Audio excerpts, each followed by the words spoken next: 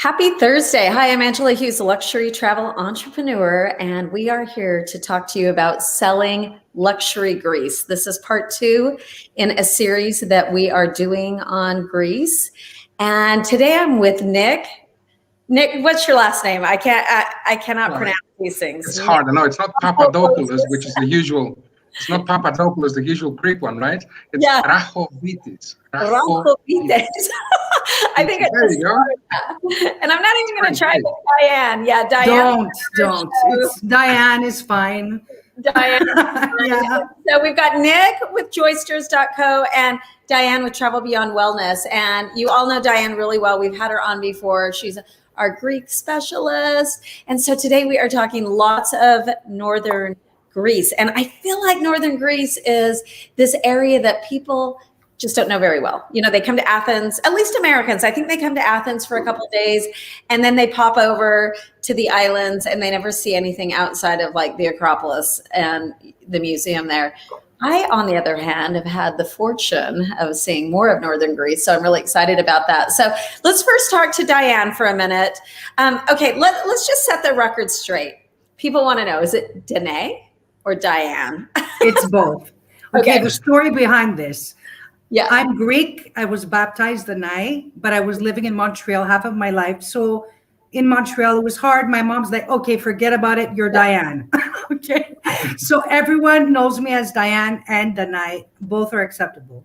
Danae. I'm not even saying it right. I said Danae before. Everybody says that. Everybody calls me Danae. And Danny, so Donnie. The record straight on that because people have literally asked me like, is that her? Is that her name? And so forth. So, okay, tell me what the status is in Greece. First of all, I think everybody wants to know what is going down with the opening over there. So, okay, so the news are very good in the sense that they're opening up officially as of May 14th. But other than that, at this moment, we don't have any other notification except for we accept everyone that either has been vaccinated, has a negative COVID test, or has antibodies. Okay. So basically that's all about it for the moment. And so we will find out more things in the next couple of weeks. Okay. So should people start booking now? They have already started booking now. They have already started. And this week has been crazy. So are you feeling just upswing? Yes. And I'm pretty sure that the next coming weeks are going to get even more busy. Yeah. What about space? Talk to me about space, you guys. I feel like we're going to have such a supply and demand issue because now we've all been waiting for this moment and popping open. And I mean, we had several Greece yesterday that we booked. We've got air. We've got to confirm up with people that we're already booked. You know, the cruise lines are talking about coming and opening. So talk to me about that. Is availability going to be a hot topic? It is going to be a hot topic, in my opinion. And that's the one thing I'm dreading because a lot of people that canceled last year are rescheduled for this year. So people assume that they will find availability when the truth is, I've been getting a lot of notices from the hotels that they're fully booked for those dates, like stop sales. So yeah, if people want to start looking into booking, I think they should do it now. Because everything seems to be fine. I know a lot of people are not ready to commit yet because of fear. And one thing I want to say here, Angela, is because a lot of people called me this week and said that the embassy, the Greek embassy, is writing a different story than what people are announcing. The thing is, and I've looked into this so much, is that the embassy cannot say what's going to happen later. They're writing the regulations that apply right now. Yeah. So if someone arrives in Greece now, for whatever reason, some may arrive because of business, they're allowed to enter. These people will be in quarantine for 7 days. But this will not apply when Greece is officially open. So when they look at the regulations, it applies to what is going on right now and what applies at so this when you're reading those rules, you're reading what is going on right now. Right now. Happen in August. Yes, and actually yesterday when you're booking, so don't get panicked because I know that's kind of a hot topic with people is like, well, I don't see that it's open. How are we going to know if it's open? Nobody's announced it on the page. So you're telling us they're announcing it for what's going on right now, not for what's going on May 15th. So that's really good clarification for for everyone. What are you seeing up in northern Greece on availability? Well, I think it's pretty much the same, depending on the location, of course. I mean, there's more demand in certain locations, less demand in others. I mean, where we focus predominantly, which is the less touristy part of the country, there's no so much, a demand in that sense. So I think there will be space, there will be availability for people even for a last moment. So yeah, it depends. It depends on where they want to go, for example. So I'd say where Thessaloniki is, things may not be that easy in, say, months from July onwards, because there's going to be more demand for the city and Halkidiki, which is a seaside sort of area.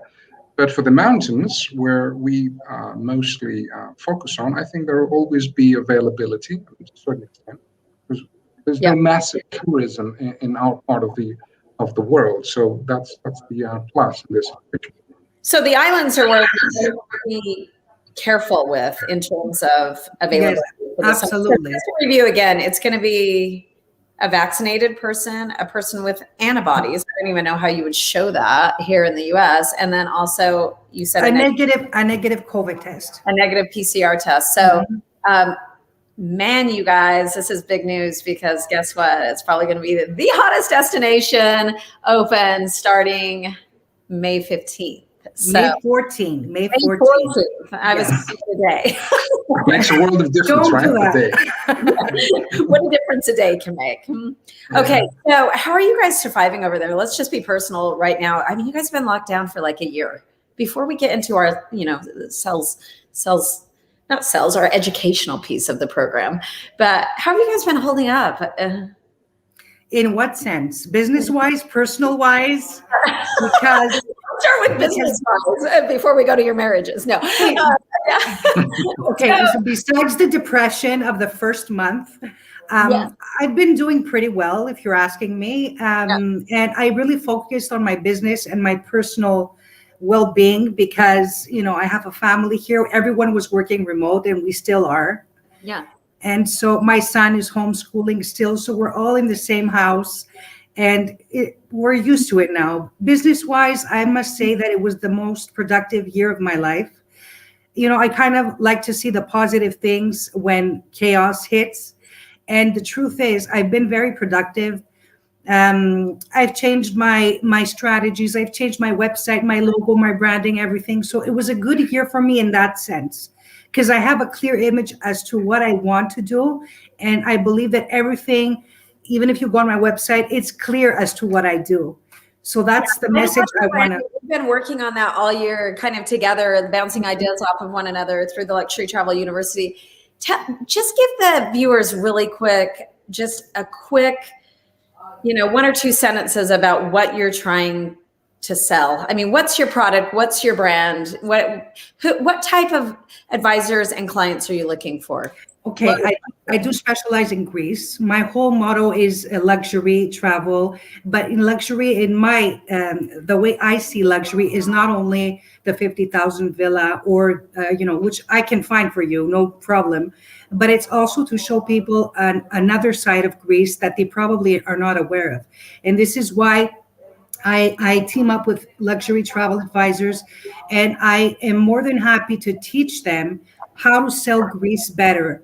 Not that they don't know, but there are probably a lot of places that they're not aware of. So this, people don't know that Greece is a small country with so many places, the diversity.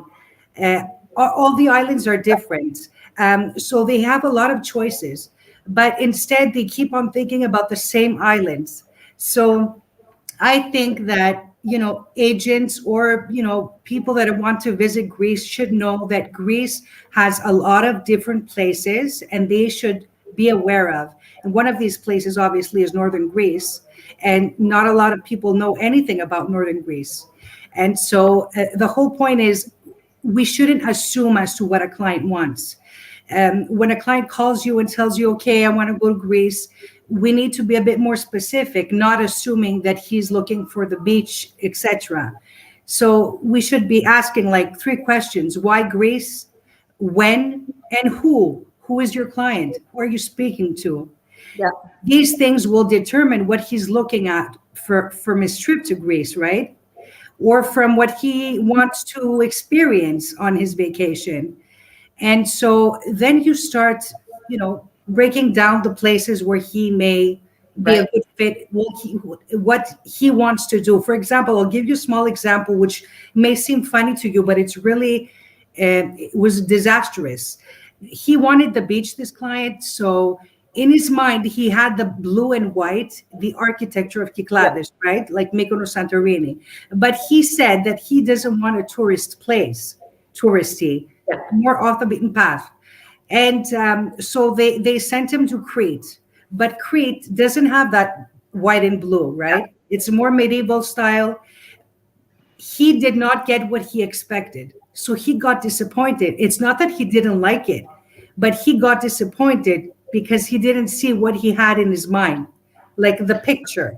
So that's what we should always ask, why Greece? And I'm sure in the first sentence, they will give you 2-3 keywords for you to actually work on. And I feel like Americans, and we've talked about this before in the past, that Americans are very stuck on 2 or 3 islands. They don't know much outside of San. Yeah, because I think they don't know alternative islands. That's and I've watched a lot of the other islands, and I'm like, oh my gosh, this is so perfect. I'm at a farm, we're buying olive oil. I'm in this little cove that's blue, and exactly. And that island's clear down by Croatia, and not even, And so it's so important to, like, first of all, know your geography. So we're going to move on right now to Nick. And Nick, do we just want to go into what you have to say, or do you want to add on to that before we? I just wanted to add something to what Danae mentioned before, because I think it's pretty interesting. Because what this particular client that you mentioned before was asking was conflicting. I mean, he was asking a little bit of the Kykladas island, and at the same time, he needed to be in a place which is not touristic, which doesn't apply. So I guess that's where we come in, and we need to be. The professionals that advise those people and tell them, whatever you're looking for, you just need to be, careful. This is what this is, and this is something else. And if this is what you're looking for, perhaps you need to come and visit at a different time, but not necessarily in July or August, because these people need to understand, anybody who's visiting a certain place, need to understand that professionals, the local ones, the local professionals, and people who know the place inside out, they know better. So they should seek for advice, and of course find the people they trust to get the best advice possible. I think this is the most important thing when it comes to our business. Trust is a key element for everybody. Yeah, I love that. Yeah, I think there's so much to know about Greece. I think the geography is so diverse there. The northern's so different than the islands, and the islands are so different from the islands. I mean, there's even the connections. Yeah, the connections. Completely. The connections. Yeah, so it's really important to go with an advisor that you trust. And also, if you're an advisor watching, be trained. And that's why we're doing this program today, is to help you sell more luxury Northern Greece. Okay, so Nick, let's move into just what you've got to say. I'm going to pop up your screen really quick. Let's talk about this for a minute. Okay, so pay attention, everybody. If you're a consumer, I want you to see what's available in Northern Greece. If you're an advisor, I want you to know this inside and out so you can do a better job of selling the right things to your client. Greece is not like, hey, just pop them on a cruise and they're going to do some quick stops. There's so much there that you can capitalize on. That is true. That is true. Very well said, Angela. Actually, I just want to show you which part is the Northern Greece, because some people may be confused. So if you just follow my pointer, Northern Greece, it's not just this highlighted area here, because I've highlighted for a reason. I'll explain later. But it's the area that starts from here. This is where Turkey is. This is where Bulgaria is, just to give you a geography lesson, a quick one. So we start from here, and we go all the way to here. So this area is the northern part of Greece, or the new lands, as some historically, for people who are history buffs would love to know, the new land, because this was actually added to the main Greek country after the 1912, the Balkan wars, and the Ottoman Empire collapse. So this area here, which is the northern part, is completely different to a huge extent compared to the south. First of all, this is more Balkan oriented. The food is different. I mean, I know that Danae comes from Crete, which has fantastic food, but I hope she won't take offense if I say that northern Greece has the best food available in the country. Okay. This is something unique. And now you can scold me later. Yeah, okay, I will. If anything. Okay. So this is one element. I'd say the key word for the northern part of Greece is diversity. Diversity both in nature, culture, because again you'll have you'll get more cultures in this part of the country than in any other part of Greece. It is a mountainous part as well. So this is another element which is important for people. When I used to live abroad, for example, and every time I speak to people abroad and I tell them that I ski in the winter, they look at me and say, "But you're Greek." Because their understanding is that if you're Greek, you just go to the sea all day long. You've got a fantastic suntan and you swim. That's about it. Maybe I assume we're wearing suntan lotion all day. Yeah, I was literally in Greece maybe 3 or 4 Christmases ago, and we were up, visiting Delphi, and all of a sudden it just started snowing as we were coming down, and I was I don't think I was like emotionally prepared to see snow. Well, as a matter of fact, there, and I had warm clothes on. I don't think I was emotionally prepared to see that in Greece, because we just don't. Americans just don't think in that term that, oh my gosh, snow falls there. So yeah, that is true. And as a matter of fact, Greece is the third most mountainous country in Europe after Austria and Switzerland. People, again, do not know that. They just think, as I said, that it's just the islands and the sea. So that's another very important element for people to understand. Number 3, I would add, is wines. I mean, Greek wines have been coming up with leaps and bounds over the last, I'd say, 10, 15 years. Wine lovers would love this area. This area boasts the best wineries of the country. It's got one of the biggest wineries. No, not one. I'd say the biggest winery, the biggest exporter in this, especially this part of the northern Greece, which is Western Macedonia. Not to be confused with North Macedonia. This is the region of Macedonia and Thrace here. So, okay, this is the northern part. This is the Greek Macedonia. So don't confuse it, because I know this is another issue. Some people sometimes confuse. So you get the biggest exporter here, and at the same time, you've got other wineries, like a smaller one that still uses gravity to produce wine and produces perhaps the best sparkling wine in Europe. I told that to Danae as well, but she's not familiar with that, and I told her, you need to come and try it. And don't just take my word for it. Just Google it if you like. The domain is called Karanika. So wine, food, nature, cultural diversity, and mountainous areas, which again gives to the visitor a completely different understanding, completely different view and perspective to what northern Greece is. That's just an introduction to this. If you like me, I can just go on forever talking about that. Otherwise, I'll just stick to other stuff. So, any more questions regarding that? Because I can be more specific now and show you. I mean, since we're on a time limit here, on the geography piece. So I know. That's why I want to move on. If you don't mind, I'll just move on with the slides that I've got. I've opted for a specific part of northern Greece, because I can't just speak about northern Greece in 20 minutes, for example. I know. So I'll just focus, giving a whole semester lecture in, exactly, or write a whole book. But it's not going to be like our only presentation on Greece. I mean, we're kind of doing a series on getting to sell more Greece, and getting more familiar with it. And so this is cool school today. Okay. For everybody. Okay. So I'll just run through that quickly. So basically, I'll leave Thessaloniki out because it's a completely different chapter, and I'll move on to that highlighted area you see on the map. Okay. So these are the key sort of places. Vergina, which is where you'll find the royal burial cluster of Philip, which was Alexander the Great's father. That's a fantastic museum, the best or the second best museum in the country after the Acropolis Museum, if you ask me. Okay. Then you've got this area up here, Nympho, Prespa Lakes, Kastoria, Sciatista, and of course Meteora down here, which is well known to the Americans, as I know. Okay, how did you say that? First of all, let's stop there for a minute. How did you Sorry, I didn't hear you. Could you please repeat? pronounce that again for me? Which one? All the places. The last one, Meteora. Meteora. Meteora. Okay. And here's how I'm saying it. You are going to meteor Aurea or something. Meteora. Meteora. Meteora. Well, the easy thing with Greek language, I mean, the difficult part is, of course, the letters. But once you know the letters, you just read what you see. So it's not as easy for us. Like I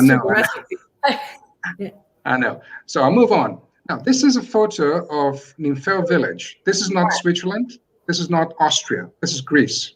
Oh my gosh, I love that. Isn't that gorgeous? It is. And we're going to go there, Angela, if you come. Oh, I'm coming. Yeah, this is... That's the entrance. That's the entrance to the village, by the way. Okay. So this is a magnificent place. This is the second highest village in Greece. So we're talking about 1,350 meters above sea level. Okay. Protected traditional settlements, and of course, authentic guest houses. That's another plus in the north. You don't necessarily have to stay in a hotel. You could stay in an authentic guest house, which is renovated, has all the amenities you need, but at the same time, it's got this unique atmosphere. And you're able to set this up for people. Yes, of course I am. Contact you, and you're able to just give them the full package on the ground of what they need. And so guess what, people, you don't even need to be like super educated in this area. You just need to have a desire to want to sell this and add this on, extend people's vacations. And then Nick's going to help curate that for you. So you're looking like an all-star. So yeah, exactly. That's the thing. I'll move on to the next area just to give you a better understanding of what this area is about. This is, for example, a lakeside town. The name is Kastoria, and this is. It used to be the fur capital of the world. Okay, not anymore. This has moved to China and Milan, but now is a magnet for people who are interested in the Byzantine tradition, wonderful food, and tranquility. This, again, is high in the mountains, like 750 meters above sea level. That's another view of the city.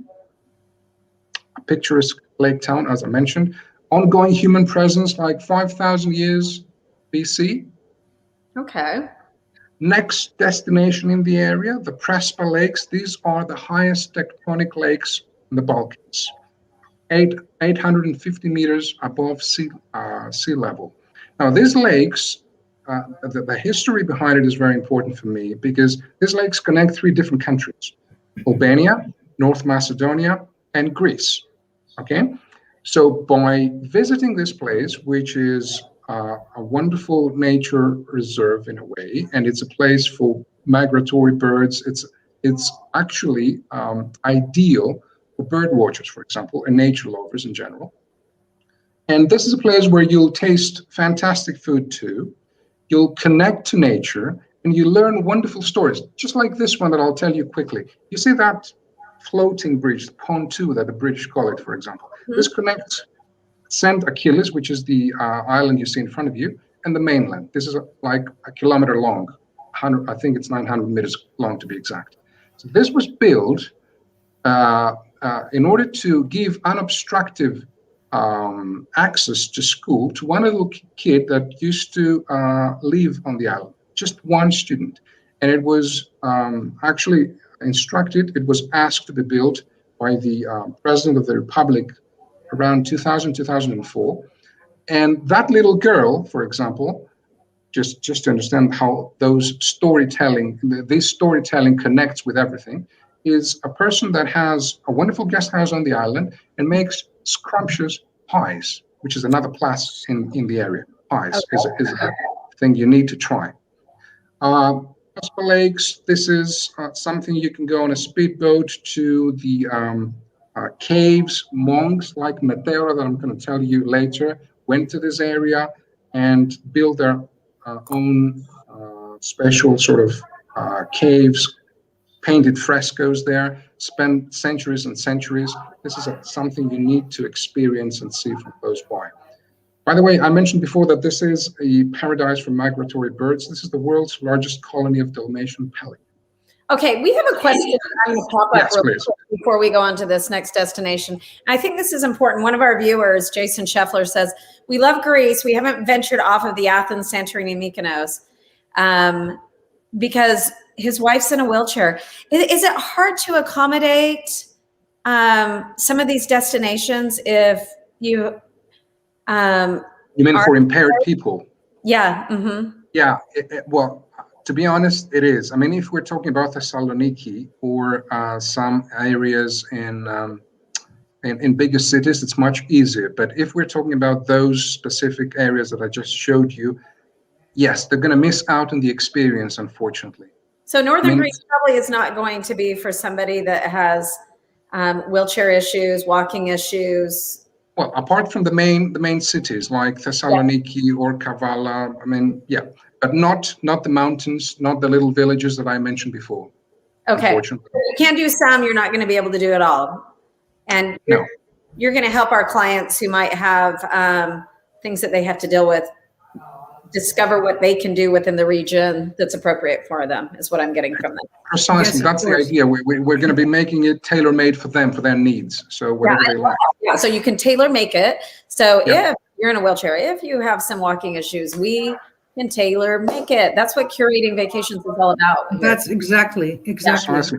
And let's not forget, we're in the business of offering meaningful, authentic experiences. So this is not the same for everybody. So depending on their needs, every case is different. Exactly. Yeah. So we're looking at, and that's why it's so important to qualify your clients. Again, if you're an advisor watching, you need to really know what they need. Exactly. The key questions. Yeah. And Diane and I have been talking about this a lot. Like, it's really hard. Like, she'll get emails, I'll get emails. Hey, I want to go to Greece. And there's not really much more information on that. And if you're looking to get quotes, or if you're looking to give quotes, you have a whole list of things that you already know about that client, because like Nick said, like, their expectations are not going to be met. You know, if you send them to an island and they're expecting something else. And so you want to know exactly what their mental, expectation is. The more information you get from your clients, the better sell it's going to be. Yeah. Do you understand? It's going to be a good sell. It's about the experience, the better experience. Yes. So, okay. I'm really excited about this next phase here. Just our pitch makes me excited. All right. This is the one you've just pronounced, Angela, by the way. That's Meteora. We can test it if you like. Okay. This is my favorite place in Greece. Yeah, this is a nice favorite place. This is I'd say this is a place where I call it where divine creation meets human ingenuity. Right. Look at this, for example. This is, you see two monasteries connecting through a basket. You see a cable. Right. They just exchange supplies. This is how things used to be done in the past. We're talking about monasteries that were built back in the 12th, 13th century. Okay? Yeah. And back then there were like 24 monasteries. Now we've got only 6, by the way. So this is a unique community. And it's a unique community both because of nature and the spiritual sort of atmosphere in the area as well. So I'd say this is a must for people that visit northern Greece and central Greece as well. This is probably the way towards Athens. So if you're traveling to Athens from northern Greece, you should definitely go through Meteora. Or if you're going from Athens to northern Greece. How far? Because 4 hours from Athens. It's like, yeah, four and a half hours, depending on the kind of vehicle you have and what kind of, if it's a coach. That's one I did not see when I've been there before. So that, and maybe this is definitely not what we do with some of our clients, because again, as I said, this depends on the needs and wants of the clients. We may wake up very early in the morning and catch the dawn up on those rocks, which is fantastic, and then perhaps visit the monasteries and take breakfast there. This is a unique experience. But then again, it depends on the needs and wants of the clients, as I mentioned before. Okay? Now, a little bit about the guest houses that I mentioned before, the places that people will be staying when they visit us in northern Greece. So forget the traditional big hotels, unless you're visiting Thessaloniki or certain other main cities. This is the kind of place that we're going to be using for our guests, okay? Or like this. The previous one is in Nympho.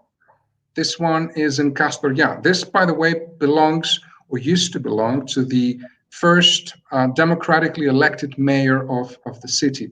Again, what I'd like to point out is the storytelling, is the history behind this experience. It's not just going to a certain facility and enjoying the amenities of it.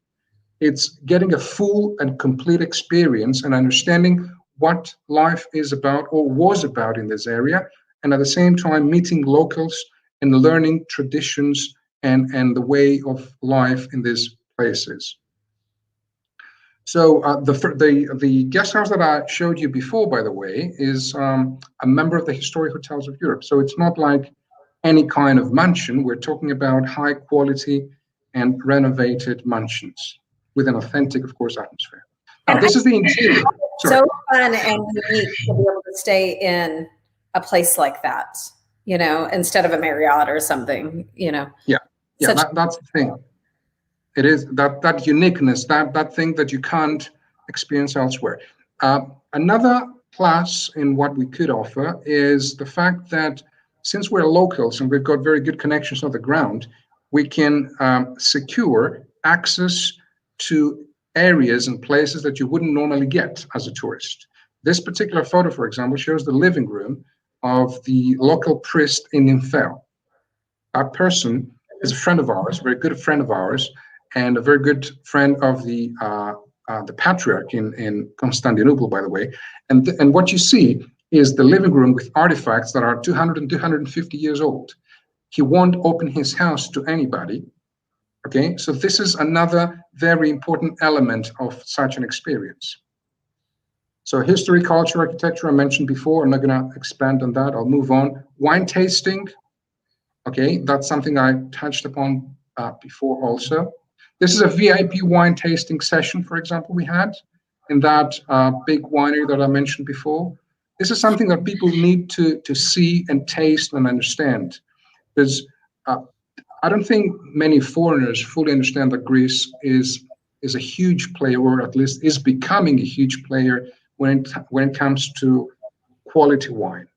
And I don't think many times we do focusing on Italy and France and Portugal for food and wine, and this is a whole brand new destination that you can move in on and really expand, you know, that palate, you know, and that's hard for me to do because I'm not even a drinker. So, but I know lots of you are. So there you go. It depends again. Muted. What did you say, Diane? I'm muted. I did for a minute because of the background noise. I'm not Okay. closing you out. No, I mean, I'm not a drink lover. I'm not a wine lover, but when I see good wine, I appreciate it and I'll have it, you know, so yeah. And a lot of people are. So. And this is for you. This is a whole new like adventure, a whole new world for you. Yeah. Exactly. Okay. Gastronomy. Okay, you see breakfast here. This is breakfast served in one of the guest houses again. Everything on the table is locally sourced within 100 kilometers. Oh, I love so that. Nothing is the usual thing that you would try in a different country, for example. So this adds to the uniqueness and the quality of the destination also. All right. Now, Danae may have mentioned that to you before, and you may have experienced it in your previous trips to Greece. But for Greeks, food is a means of communication. Okay, we sit around the table and we chat for hours on end, and this is the time for us to sort of, you know, come together. So, we've been talking a lot this year. Communicating. Yeah, we had a lot, actually. A lot of communication. Exactly. I mean, staying at home and communicating with ourselves, you know, eating a lot. That's what I mean. Anyway, okay. So it's part of our culture. These are local desserts. This is the nice constant question. It's like, I don't know what that is. I've never seen it. It's like Jello with whipped cream on top, right? And nuts. Well, it is walnuts, yes. Okay. It's not cream, what you see on top. And that's not jello at the base. It's actually honey. And what you see on top is yogurt. Okay? Wow. This is a very healthy sweet. I'm not gonna tell you anything more, as I've told Danae already. This is something you need to come and taste it yourselves. I'm not gonna reveal all my secrets now. Yeah, Okay. we're not giving away all the secrets today. Okay. Now, some people may wonder, okay, if I go to that place, which is the least touristy area in the country, will I be able to go to a good restaurant, have something decent to eat, apart from those local scrumptious pies that I mentioned before, the local desserts, and other recipes that were passed word of mouth from generation to generation? Yes, you will, my answer is. Because there are not many, but there are 2 or 3 fantastic restaurants and taverns in this area. I'm talking about the area that I was highlighted before, not the entire northern Greece, of course. Northern Greece has fantastic restaurants and taverns, especially in cities like Thessaloniki, Kavala, and the west as well. So yes, you will be able to taste exquisite dishes. We've got some taverns and restaurants that we even get people from Mykonos flying to Thessaloniki in the summer just to go and have dinner and then fly back, just to give you an idea of how good quality those places are. Now, I don't know if you would like me to continue, because this next thing is about corporate meetings and people who are interested in that. Okay, we'll probably skip that just for the sake of time. But you can do corporate and incentive and meetings there, it sounds like. So, okay, we could do that. Go back to just some one-on-one communication with you guys. Do you have anything else that you want to show us on here, on those slides before? No, just to recap. Yeah. Okay. I'm going to move that off the screen. I'm going to bring you guys all back on the screen. Perhaps this last one, Angela, just for people to see the outdoors. Okay. Okay.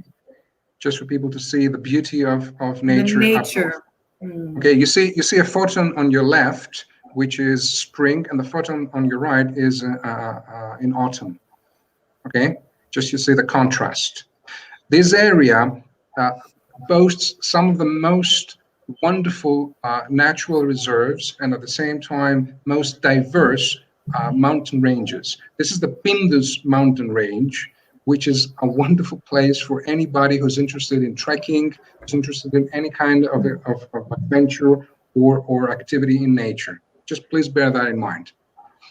Okay, I've got some questions for you now. Now you're in the hot seats, everybody.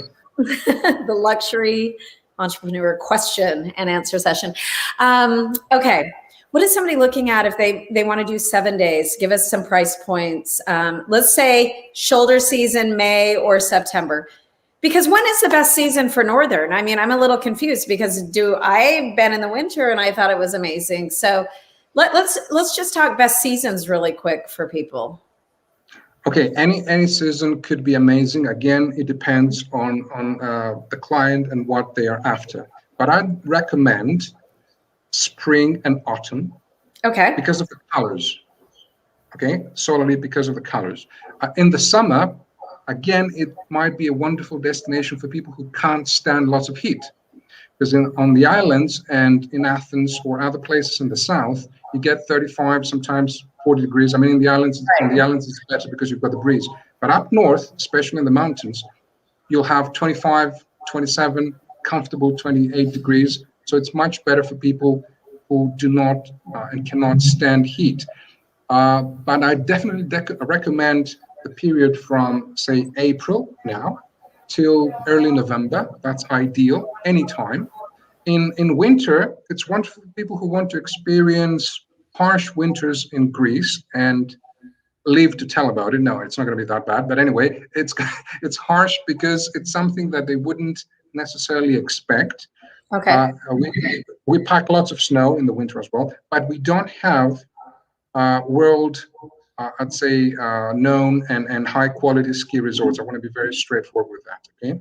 So if they want to experience snow in nature, fine, but they can't come here and ski the way they would in the Alps or in Austria. Okay, I've got a question for Diane. In terms of how people book Greece, are they doing it as an add-on, Northern Greece as an add-on, or are you recommending like a second trip? I'm a second trip girl. You know? You can combine both, really. You can land in Thessaloniki, drive your way further down, arrive in Athens after those 6-7 days in northern Greece, or even you can cut it shorter. And from Athens, you go directly to the islands of your choice. You just select which island group you prefer, and you go there. It can be a combination, but again, this part of Greece is not for everyone. People that are looking for culture, nature, a good wine, good food, and off the beaten track areas, this is for them, you know? So if you have that type of client and they want to combine the beach with this side of Greece, it is perfect and can be combined very easily. Okay, now we're always talking, and this is directed towards Nick, we're always talking luxury products on, in the Luxury Travel University, but what if we just have normal people that are on a normal mid-range budget who just saw this presentation? They're like, I'm dying. I want to go there, but I can't spend $20,000 to do it. Do normal people budget? Do normal people. I like normal. that. Okay. Yeah. Is it affordable for like your middle range normal person in America that has been unemployed for 2 years with COVID? I know what you mean. I mean, this is not the place for someone who's looking to spend, say, 10,000 per night or 20,000 per night in a exquisite villa. No, I'd say a good price range for people who are watching to get a better understanding would be between 300 and 550 euros per night. Okay, so affordable. I mean, very normal for Europe. I think it is very affordable. Okay, because again, we've got better prices for certain guest houses, for certain facilities, as I mentioned before, transportation and everything. And the cost here is not so much the facility, but rather the adventure, the experience. All right, the access to areas that you wouldn't normally be able to have. That is what you're paying in this case, rather than the very expensive villa on the beach. Yeah. Is it going to be affordable this year in 2021? Let's talk islands and northern. I mean, is Greece getting to the point now because of the supply and demand issue with, people using their credit and everything? Is it going to not be affordable for a year or two, or are we going to be able to see more mainstream pricing for people? Because the problem is, like, there's people like me who are early lead out. We go and we're there right when it opens. And people see that, but then they wait 6 to 8 months to book that. And now, we're going to have there's got to be some makeup for COVID in pricing along the line, some adjustment. What's your thoughts on that? Diane? Oh, that's for me. I'm sorry. It's not going to be less expensive. That's for sure. Because of COVID, all these properties, they have more expensive now because they need to make sure that everything is, sanitized, everything is, and these things cost. Another thing people have to consider is that the transportation last year and this year, probably they don't permit 2 people in a sedan, in a regular car. So if we have 2 people, we might need to get a minivan, which already increases the cost. So it's not going to be less expensive. So because of the way we've got to work with COVID now on spacing. Yes. And one other thing. There's a price bump on that, it sounds like. Yeah. Yes. One thing is for sure, it's going to be more flexible. Yeah. Okay, meaning what? Tell me, Nick. What does that mean for you? Well, more flexible for me would mean that we can make last-minute changes. That's one. We could be more flexible in payments, up to a certain extent, of course, and at the same time, we'll be more flexible with the needs and wants of the customers, or the travelers, as I like both. So yes, we'll cater for every need. We'll go the extra mile, as we always do. In this case, even more. But as Danae mentioned before, it can be cheaper because we're not looking to give somebody a less of an experience. We actually want to give them the best possible experience they can get in the safest possible way. Right. So, and follow the rules the country has. So just, Danae mentioned before, the minivan, for example, even in a minivan or a small coach, you still need to have to have no more than 65% of people in the van. So you need to leave 35% free. So that adds to the total cost. Okay. But we'll be flexible. Okay, it's going to be more flexible. Here's a question: are masks still going to be mandatory over there? I think masks, Angela, is not going to leave this year. I don't know if it's going to leave next year. I think it's something that we have to realize or, absorb that it might take a while. I don't think masks are going to leave. 20 years ago, 30 years ago, there were masks always there if you were sick. And so yes, the way is always masks. Okay, we have another question here. I can't see it. Oh, Susie says, I will keep raising the bar for sure. I understand the reality. Too many travelers believe there is something less expensive, but I want to keep selling the luxury experience. So I think that's well said for all of us. Okay, here's a question for Diane coming up. What is the latest month to visit the islands? One of our viewers is asking. That's a good question. Thanks for asking me. The big islands, Santorini, Mykonos, especially this year, they're going to be extended. If nothing happens, right? They're going to be extended. But the small islands, like the more off the beaten path, the remote islands, they usually end mid-September, maximum end of September. So when someone tells me that they want to go to October and go to a very remote island, you can't go because you're most likely going to be there by yourself. Okay, so the bigger islands like Rhodes, Santorini, Mykonos, Zakynthos, Corfu, it's fine. You can even travel till end of November. Okay. In some of these islands. Yeah, and you might have a jacket on some of those because I've been mid-October even. And even at nighttime on the islands in the summer, you need a jacket because it's windy. Okay, here's a question that came across on my text. If someone wants just a private guide in Athens that is above the norm, really educational, can give them a lot of history, can you guys arrange private guides for things like that? Of course. I mean, yes, absolutely. And amazing guides.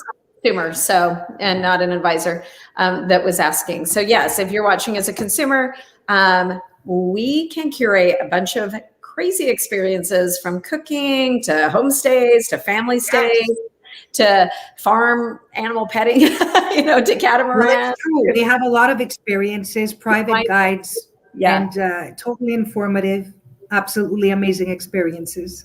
Well, in our case, they can even get me because I guide people around as well. I am with some of the groups too, so just for them to know. Yes, you can get Nick. Yeah. And up north, I can be their tour guide. I do that. I love to be. Part of the group. Well, I like that because you're giving them the best of what you know too. Exactly. Here's another comment. I can't wait to get there, and even better, start booking trips. So I think that Robin said it best. This is such. This is a dialogue. Yeah, this is a dialogue we need to continue because I feel like we need to continue the series. So if you're watching from the Luxury Travel University, we've done part 1 on an introduction to Greece. We just did a Northern Greece, and we're going to have. I think we should just continue the series, don't you guys? And absolutely keep getting information out there. There's so many things that people can learn about Greece. And at the end of the day, especially travel advisors, they look like rock stars for actually presenting things like this to their clients. I'm a rock star because you are a rock star. Yeah. Yeah. And it's easy to sell Greece. I mean, Greece is a bucket list item, people. So this is not a hard thing. I feel like advisors, people shy away from Greece because they don't understand it. They don't understand the topography. They don't understand the geography. It's overwhelming. And so they opt for a cruise, which is a great starter piece for people that just want to touch down, but you're not getting near the experience when you cruise as you are when you're on the land. You're doing the whole length of it. I know my cruise suppliers right now are like, please stop. Well, it's a different type of person. Tell them different type. But don't worry, we're talking about a different traveler. And they are different types of travelers. I really like immersive experiences, authentic experiences, and I had one person ask, well, how come you don't cruise a lot? Which I have cruised hundreds. I feel like dozens of times, and I'm all for that. But I really love the immersive experiences that can come from spending a lot of time on the land.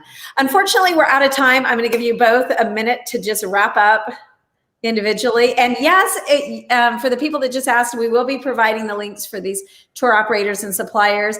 If you're a consumer watching, we always love for you to go through a travel advisor and not directly, because they love to work with us and we love to work with you. And so we like to keep that chain of command. Yes, and it's all a matter of teamwork. Yeah, because together, you and me, we make the best itineraries for everyone. That's the truth. Okay, one more question really quick. For Northern Greece, okay, so Nick, would you fly into which airport?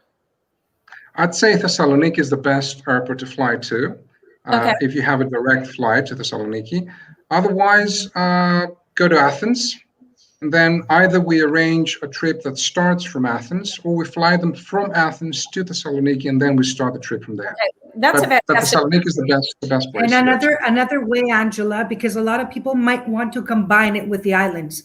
Land in Thessaloniki, arrive in Thessaloniki airport. We go all the way down to Athens. From Athens, they go to the islands. So it's a perfect combination. Yeah. Yes, and that's why these guys are experts. They're helping us save time. I don't like to be in the car longer than possible. Okay, let's wrap it up, you guys. Nick, you want to go first? Quick wrap up. Yep, gladly. The only thing I want to say is first of all that Northern Greece is a unique, authentic place, and I believe it's going to be the next hash destination. So people need to have a look at it and perhaps organize the next trip to the area and see what they can actually experience. What I'd like to tell them, and that's my final sort of comment for today, is that for me, because this is something that I read a long time ago and I fully agree with. Kipling said once that the first condition of understanding a foreign country is to smell it. And that's very important for me as well. What we'll try to do if you come to the northern part of Greece, that will help you smell it, sip it, and savor it. Oh, I like Absolutely that. amazing. Now I want to come right now to Northern Greece. Okay, there you go. We can start. That's going to be a dream after COVID where people couldn't smell. So I still can't smell Angela, by the way. I know. So Greece is one of the hottest travel trends in Europe right now. So people are starting to request a lot. You know, everyone listening, don't think that the availability is going to be, super amazing, because it's starting to get, everything is getting booked by the day. And so we're here waiting for everyone. We will keep updating on my Facebook group. I will keep updating on the latest news regarding entries to Greece. Yeah. Okay, you guys, today was dynamite. I always love these sessions where we're like learning more. I'm always learning things. 30 years in the business, always learning. I'm Angela Hughes. I'm the luxury travel entrepreneur. You can find our programs at the Luxury Travel University, where we offer fam trips. We offer private consulting for travel advisors and also for destination management companies. We also have tons of free training in our Facebook group that you're watching from right now, Luxury Travel Social Media and Marketing for Travel Professionals. And every single week, we are just rolling with something new in here. And so make sure to connect with me. I also own the host agency, Trips and Ships Luxury Travel, where we sell Greece, and we love Greece so much. And so contact us. We've got 21 agents who love to curate at masterpieces for you for destinations all over the world. So thanks for joining us today, and we'll see you tomorrow on Clubhouse, where we're with Lois Stodgel and Susie McMahon. I just slaughtered your name, Susie, but we're with Susie. She's helping me host Tahiti tomorrow, because at Trips and Ships Luxury Travel, beautiful, a Tahitian expert right in-house. And so we're going to be talking on Clubhouse about that. And I will not slaughter your name tomorrow, Susie, who actually works with me. So sorry about that. Anyway, we'll talk to you guys next week. We have lots coming. And thank you guys, Danae and Nick. Thanks for having us, Angela. Please. Thank you. Pleasure.